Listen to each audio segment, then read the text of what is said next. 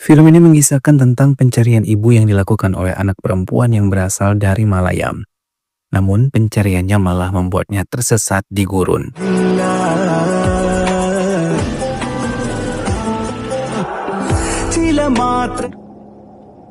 I think we lost them. ശരിയാ എനിക്ക് Semua merasa senang di pesta ulang tahun Baratan yang dirayakan di sebuah bar.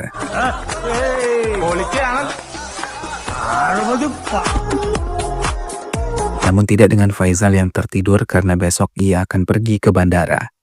Mujib membujuknya untuk datang ke bar itu. Faisal tetap memilih tidur agar tidak terlambat untuk pergi ke bandara. Faisal yang bangun lebih pagi datang menemui temannya untuk menjemput Mujib. Dugaannya pun tepat, Mujib mabuk dan belum juga datang. Faisal menyempatkan menelpon Divya, kekasih yang ia cintai, dan mengatakan kalau ia akan datang ke bandara untuk menjemput Syahana tepat waktu. Tak lama Mujib datang dan menemui Faisal sambil mengucapkan permintaan maafnya karena terlambat datang. Keduanya terlibat obrolan hangat sambil menikmati teh yang telah dipesan oleh Faisal, kemudian melanjutkan diri menjemput Syahana di bandara. Syahana telah tiba di bandara dan segera menghubungi Faisal yang juga telah menunggunya. Setelah bertemu, ia memperkenalkan Syahana pada Mujib kemudian meninggalkan bandara. Di tengah perjalanan, Faisal mengajak Syahana untuk mampir ke sebuah restoran. Syahana, kamu കഴിച്ചിട്ട് പോവാം. Faisal meminta Mujib dan Syahana untuk masuk terlebih dulu, sementara Faisal mencoba memesan bunga yang akan ia berikan kepada Syahana. Sementara di restoran, Mujib mengeluhkan istrinya yang selalu menelponnya, padahal istrinya selalu menelpon untuk memperhatikan kesehatan Mujib yang harus mengonsumsi obat. എന്റെ ക്ലാസ്മേറ്റ് ആയിരുന്നു രശ്മിയ 2 വയസ്സുള്ളപ്പോഴാണ് ഉമ്മ ഇങ്ങോട്ടേക്ക് വന്നത്. Faisal membawa Syahana ke rumah Divya yang menyambut hangat kedatangan mereka. Mereka meninggalkan Syahana di tempat Divya karena mereka berpikir di tempat Divya adalah tempat yang cocok untuk Syahana.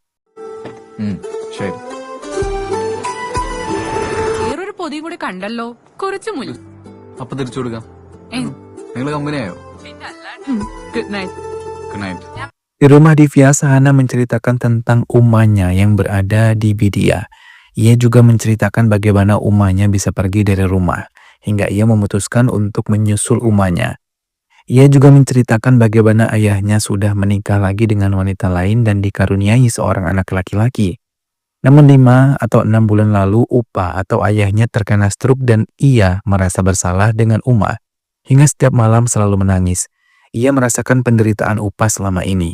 Faisal dan yang lainnya mencoba mencari tahu keberadaan Uma Syahana yang menurut info terakhir di rumah salah satu penduduk Oman.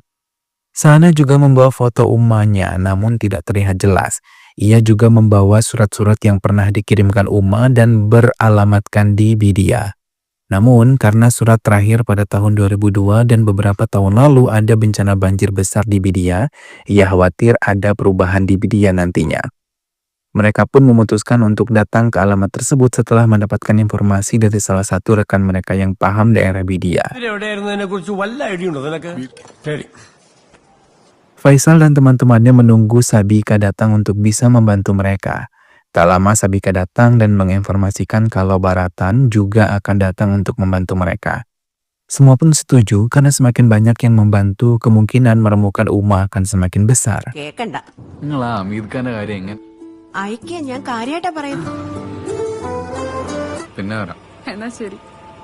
Setelah mengantar Divya dan Syahana ke rumah Divya, Faisal kembali melanjutkan perjalanan. Ia membayangkan kalau ia akan segera menikah dengan wanita yang sangat ia cintai dalam waktu dekat. Namun semenjak kehadiran Syahana, Divya merasa sedikit cemburu karena perhatian Faisal dianggap berlebihan pada Syahana. Kecemburuan Divya belum disadari oleh Faisal sepenuhnya.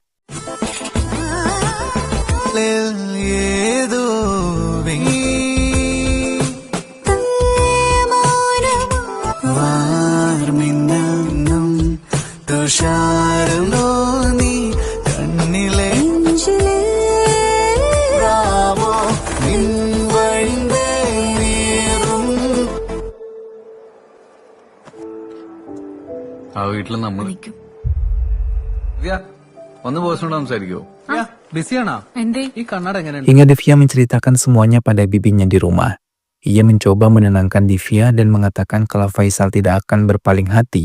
Namun Divya mengubah perlakuannya pada Sahana dan selalu menghindari bila berbincang secara langsung pada Sahana. Sementara di tempat lain, keluarga Oman, salah satu asisten rumah tangganya yang bernama Fatima diminta bersiap untuk bertemu dengan beberapa orang yang mungkin keluarganya. Fatima bersiap dan menemui Faisal bersama yang lain di ruang tamu.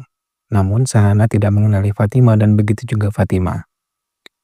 Sahana mencoba mendekati Fatima memastikan ia adalah ibunya.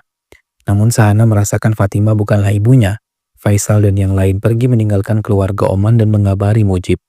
Sementara Fatima yang ada di dapur menangis sedih karena tidak diakui oleh Sahana sebagai ibunya. Sabika mulai memperingati Faisal untuk mengurangi perhatiannya kepada Sahana. Namun Faisal mengatakan itu merupakan kewajibannya melindunginya di sini. പിന്നെ സാബിക്കാക്ക് അറിയാലോ, മൂപ്പര് ആദ്യമായിട്ട് എന്നോടൊരു കാര്യം പറയുമ്പോ Faisal dan Sahana pun pergi menemui salah satu rekan Faisal mencari tahu tentang Uma yang berada di Bidia. Namun rekan Faisal mengatakan kalau 200 rumah pernah terkena banjir besar dan kemungkinan sangat kecil untuk menemukan Uma. Data-data tentang warga Bidia yang terkena banjir pun dibawa ke Embasi India dan ia mengatakan kalau beberapa warga mengunjungi ke Yaman. Faisal menelpon Sabika untuk menanyakan peluang bekerja Sahana di kantor. Sabika mengiyakan dan mengatur wawancara yang diadakan pada hari Rabu nanti. ഇന്റർവ്യൂവിന് വിളിച്ചിട്ടുണ്ട്. ഈ ബുധനാഴ്ചയാണ്. കേറിക്കോ. Sahana dan Faisal mendatangi tempat yang pernah diterjang banjir. Sahana melihat foto umahnya sama persis di tempat itu. Sahana pun mulai putus asa kalau ia tidak akan pernah bertemu ibunya. ഇതുവരെ ഞാൻ കരുതിയത് എടി നീ റെഡിയാവുന്നില്ലേ? നമുക്ക് പോവാം. നീ അവിടെ നിന്നേ. നീ ഒന്ന് പെട്ടെന്ന്. Rasa cemburu di hati Divya sendiri semakin menjadi-jadi. Terlebih ketika Aisyah kakak perempuan Divya menelponnya dan menanyakan tentang hubungan Faisal dan dirinya. Namun ia menghindarinya karena kecemburuan itu. Sabika membawa Sahana menemui Baratan. Mengenal Sahana, ia merasa senang dan mengatakan kalau umahnya sangat beruntung memiliki putri seperti Sahana yang selalu mengkhawatirkan umahnya. എന്നിട്ട് എന്തുണ്ടായി? Sementara kesibukan menemani Sahana semakin membuat Divya benar-benar cemburu. Namun ia tidak pernah mau mengatakan semuanya pada Faisal, lebih-lebih ketika ia tahu Sahana masuk di kantor yang sama dengan mereka.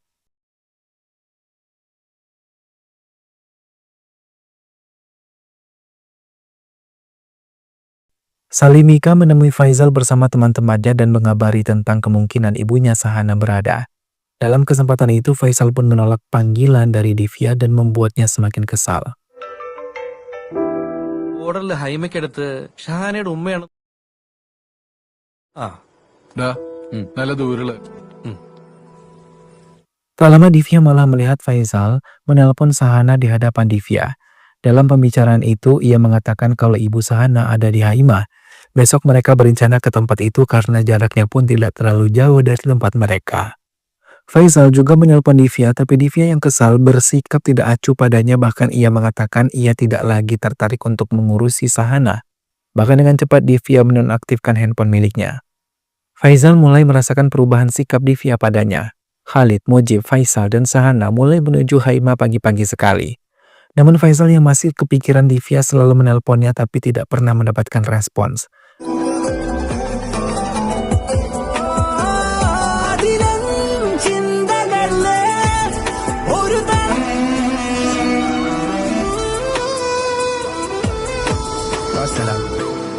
Perjalanan yang cukup memakan waktu akhirnya tiba. Mereka disambut oleh keluarga Oman dan menemui Jamila yang berasal dari Kerala. Sahana menemui Jamila dan menanyakan asal-usulnya.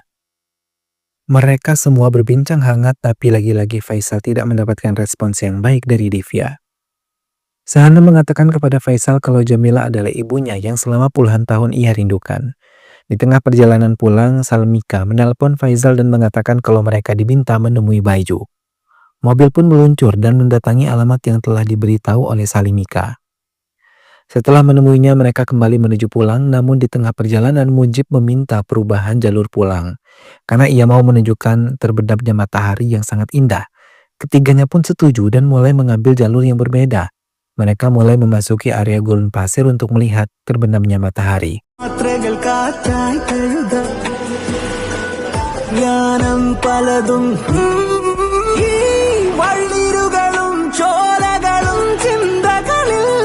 Mereka melihat indahnya terbenam matahari bersama-sama.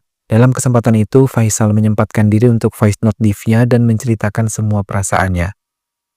Ia mulai menyadari kebersamaannya dengan Sahana membuatnya menyampingkan Divya. Dan dalam kesempatan itu, ia juga mengajak Divya untuk menikah dengannya. ദിവ്യ വാ കേറ്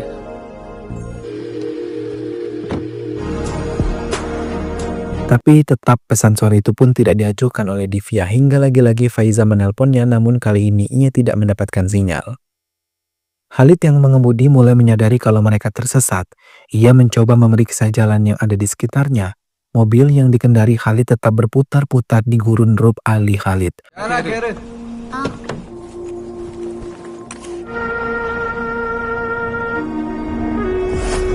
Gurun yang merupakan gurun terluas di Oman. Faisal memberikan pendapat untuk tidak melanjutkan perjalanan karena bisa membuat mereka semakin tersesat. Khalid dan yang lain pun menurutinya dan menginap di dalam mobil. We'll sleep in the car tonight. എനിക്ക് ഷുഗർ ഉള്ളതല്ലടാ.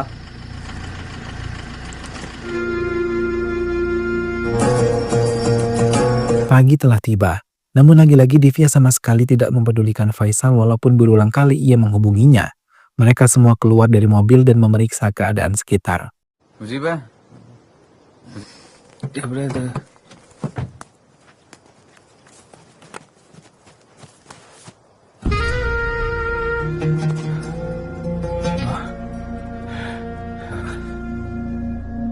ഞാനൊരു സെൽഫി എടുത്ത് മുടിഞ്ഞ വിയോ പോസ്റ്റ്മോർട്ടം ചെയ്ത ഡോക്ടർക്ക് പോലെ Faisal mulai marah pada Mujib karena dialah yang menyebabkan semua ini. Khalid mencoba menenangkannya dan meminta mereka masuk ke mobil untuk melanjutkan perjalanan. Divya mulai menghubungi Sabika dan mengatakan kalau Khalid bersama teman-temannya belum kembali sejak kemarin. Mendengar hal itu, Sabika mulai mencari tahu di mana keberadaan mereka karena tidak ada satupun handphone milik mereka aktif. Ia pun meminta bantuan pada Salimika yang segera mengurutkan keberadaan mereka. Sementara Khalid dan teman-temannya yang masih berada di gurun pasir malah mendapatkan masalah karena mobil mereka terjebak di pasir. Berulang kali mereka mendorong tetap tidak berhasil. Mujib yang memiliki penyakit diabetes memilih banyak menghabiskan air minum. Khalid sendiri mulai merasa khawatir karena bahan bakar mobil mereka pun akan segera habis. Mujib bersama Salimika memutuskan untuk melaporkan kehilangan Faisal dan teman-temannya ke kantor polisi. time around 5 p.m. and they went to okay sir. Who was the person who not go back to Khalid's house later on? Yes, I okay. Keadaan Mujib dan teman-temannya mulai merasa lelah, terlebih Mujib yang sudah mulai dehidrasi. Sinyal pun tidak ada satupun di HP mereka. Akhirnya mobil yang terjebak di pasir bisa keluar dan mereka melanjutkan perjalanan menuju jalan utama.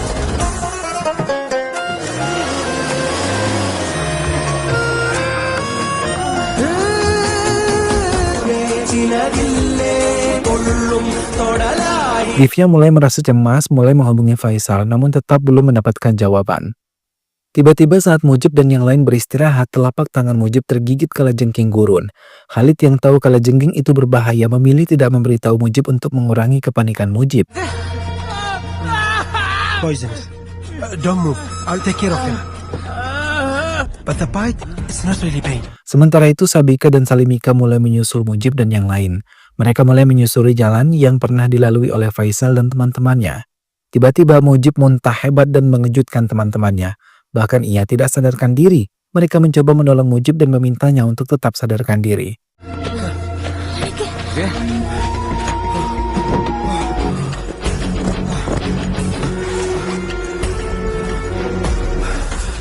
അതുകൊണ്ടാ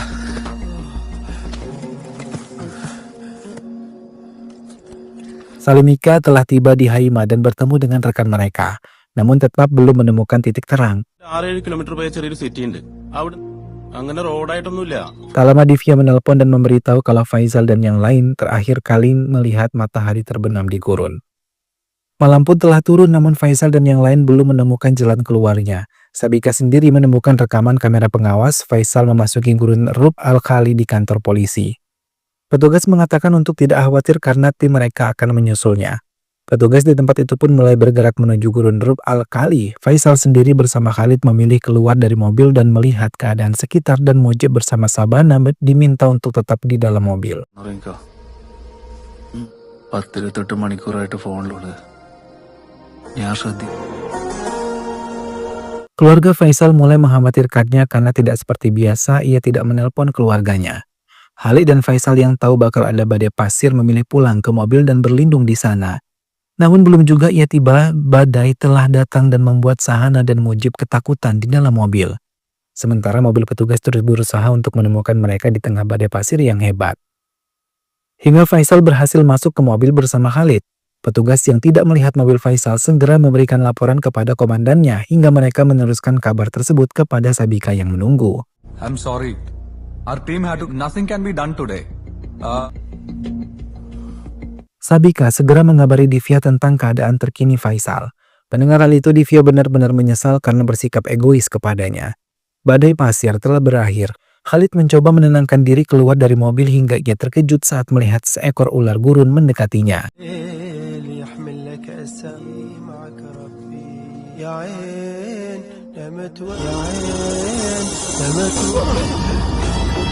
Tiga hari berlalu, Faisal dan teman-temannya telah hilang dan belum ditemukan. Mereka mulai merasa tidak enak badan. Sahana berulang kali muntah. Faisal dan yang lain mulai mendekatinya dan menolongnya.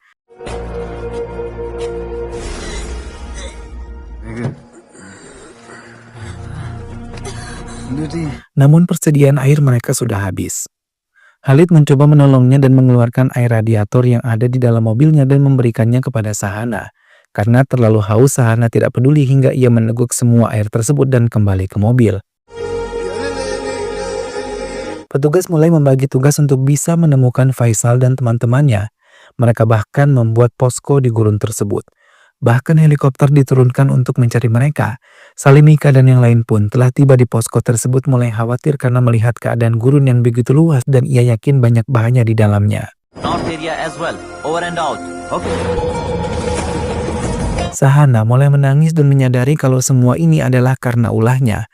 Faisal yang tahu tentang itu mencoba menenangkannya dan Sahana menangis sambil mengatakan ia tetap ingin bertemu dengan ummahnya walaupun untuk terakhir kali. Mereka memutuskan untuk meninggalkan mobil dan berjalan. Petugas yang lain pun terus menelusuri gurun tersebut dan menyebarkan ke semua media tentang keadaan terkini mereka.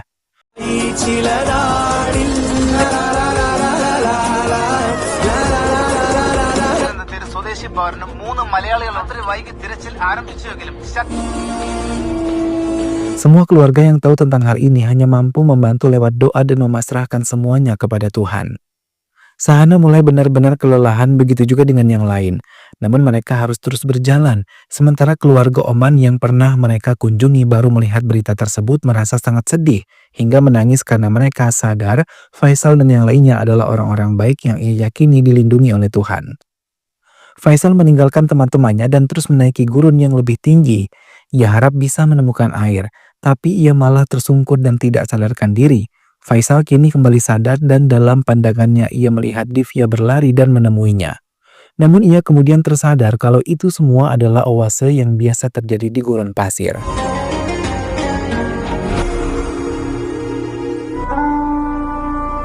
Badai pasir datang lagi sore ini. Sahana tersadar dan membangunkan Khalid dan Mujib. Karena sadar kalau Faisal telah tidak bersama mereka, Mujib memutuskan untuk mencari Faisal sementara Khalid melindungi Sahana. Badai semakin besar dan mengerikan, namun Faisal belum juga ditemukan oleh Mujib hingga ia terus berjalan sampai akhirnya ia melihat Faisal tengah bersusah payah berdiri. Dengan cepat ia membawa Faisal untuk bergabung dengan teman-temannya. Tempatnya mulai berpegangan tangan menghadapi badai pasir yang terjadi sekarang. Pencarian pun dihentikan sementara karena badai pasir yang tidak kunjung usai. Mereka juga belum bisa menemukan Faisal dan teman-temannya hingga kepala pasukan penyelamat memutuskan untuk menghentikan pencarian Faisal karena badai pasir yang dahsyat.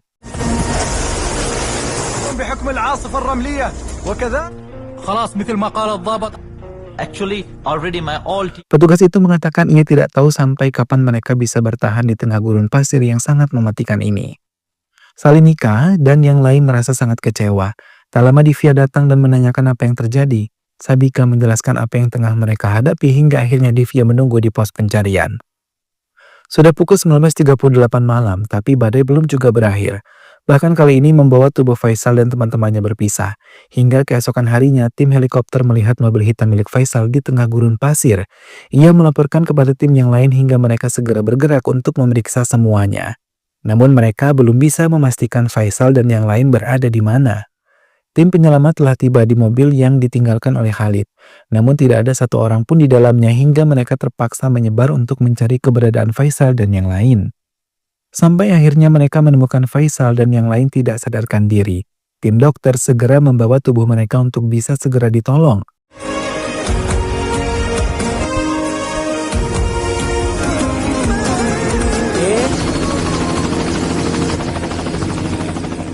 Penemuan mereka pun membuat keluarga Faisal yang menunggu merasa sangat senang. Namun mereka mulai sedih ketika tahu keadaan Faisal dan yang lain dalam keadaan kritis karena dehidrasi. Tak lama ambulans tiba di pos dan segera melarikan mereka ke rumah sakit untuk bisa mendapatkan perawatan lebih baik lagi. Namun di tengah perjalanan itu, Salimika mendapatkan kabar salah satu dari mereka telah meninggal. Salimika diminta untuk tenang. Setibanya mereka di rumah sakit, mereka segera menuju kamar perawatan untuk melihat keadaan Faisal dan yang lain. Mereka yang telah tiba di ruangan ICU diizinkan untuk melihat keadaan teman-temannya setelah menggunakan pakaian resmi.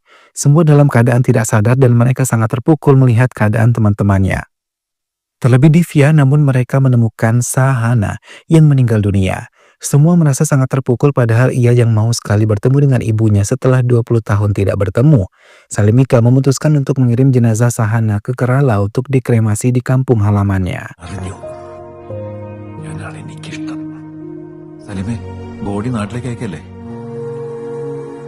Salim dan yang lain mengupayakan untuk mendapatkan alamat Sahana. Namun handphone milik Sahana diberi kode yang tidak bisa dipecahkan mereka. Dalam keadaan itu, Divya mendapatkan voice note dari Sahana yang dikirim sebelum ia meninggal. Ia menyebutkan kalau Faisal sangat mencintai Divya dan tidak ada perasaan sama sekali pada dirinya.